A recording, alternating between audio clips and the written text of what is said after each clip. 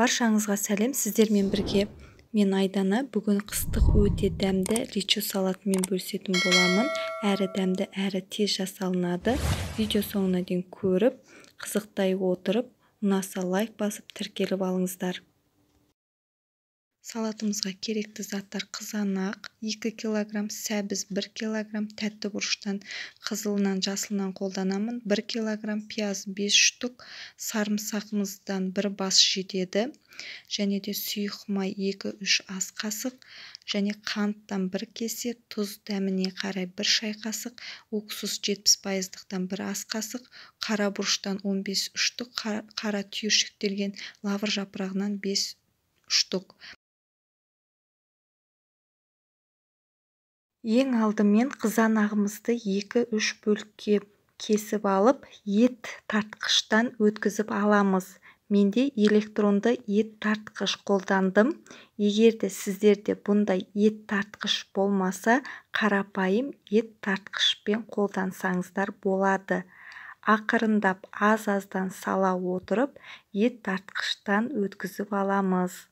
Қызанағымызды осылай дәл видеодағыдай өткізіп аламыз.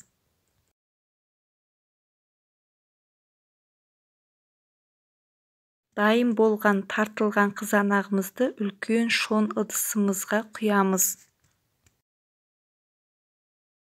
Келесі болгар бұрышымызды арасын алдын ала ұрығынан тазалап алдым.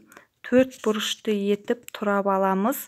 Дәл видеодағыдай содан кейін ет тартқыш көмегімен тартып аламыз.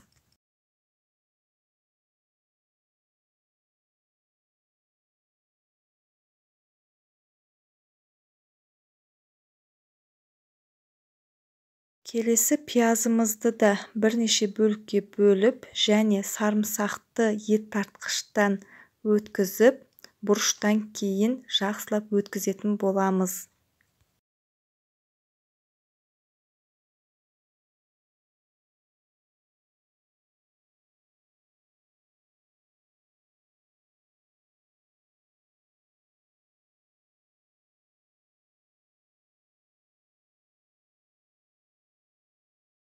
Пиязымыз бен бұрышымызды қызанақтың үстіне құямыз. Жақсылап бір араластырып аламыз.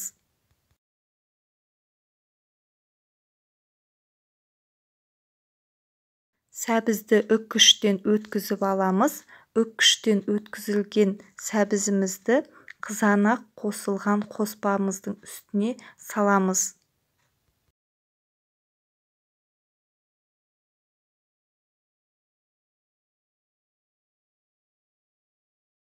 Жақсылап араластыру қажет. Араластырамыз, жай отқа қойып қайнатамыз.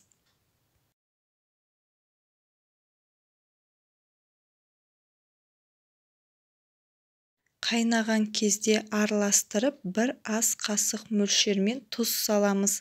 Жақсылап араластырып, 1 кесе қантты салып, араластырамыз жақсылап.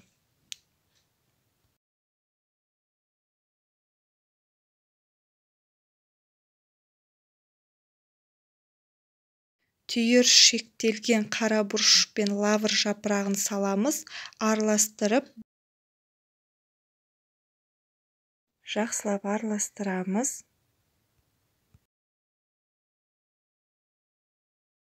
Келесі сұйық майдан 2 ас қасық мөлшермен құйып, жақсылап араластырып аламыз.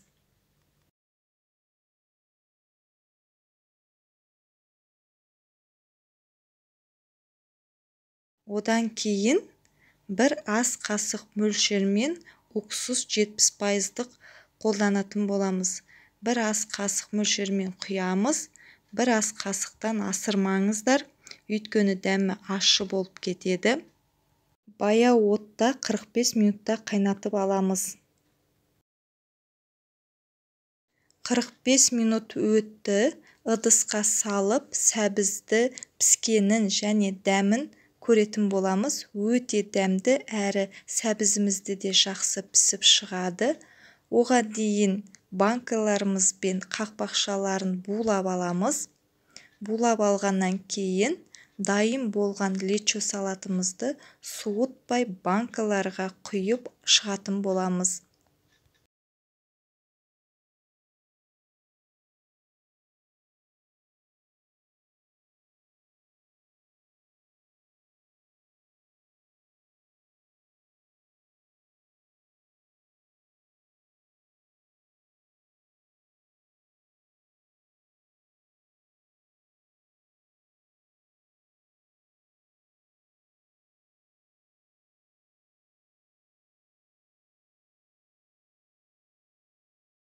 Барлық банкілерге дәл видеодағыдай құйып шығатын боламыз.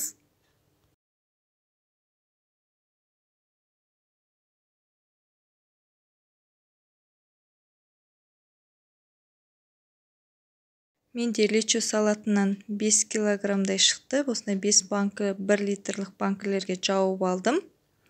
Келесі қақпақтарын жауып алғаннан кейін бір күнге төңкеріп қоямыз. Келесі күні суық жерге сақтаймыз. Сіздерге дайын болған лечо салатын ыдысымен құйып сіздерге көрсетіп жатырмын.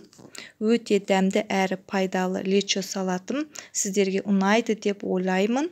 Менімен бірге жасап көріңіздер. Жақындарыңызды қуантыңыздар. Ұнап жатса лайк басып, пікір қалдырып, тіркеліп алыңыздар. Алда әрі пайдалы әрі дәмді рецептпен бөлісетін боламын. Менімен бірге болыңыздар.